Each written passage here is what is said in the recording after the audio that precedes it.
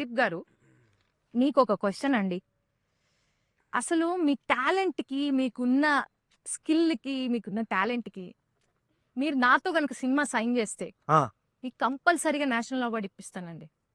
Compulsory national award అంటే అక్కడ ఇక్కడ మన ఊర్లో కాదు, వేరే పైన ఇండియా మ్యాప్ పైన ఒక ఊర్లో ప్రెసిడెంట్ ఇస్తారు. అది డిఫరెంట్ ఎక్స్పీరియన్స్. అయిపోయిందండి ఎక్స్పీరియన్స్ ఆల్రెడీ.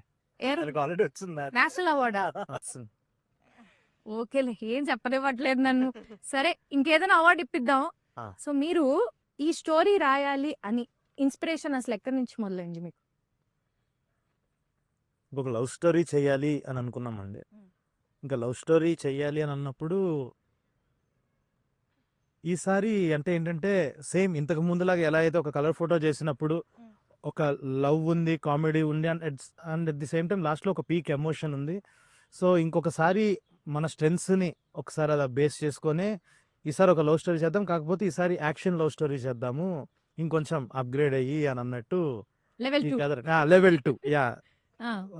సో ఆ లెవెల్ 2 అన్న దాంట్లో చూసుకొని ఈసారి యాక్షన్ లవ్ స్టోరీ చేద్దాము అని చెప్పి స్టార్ట్ చేసింది కాదు ఇది.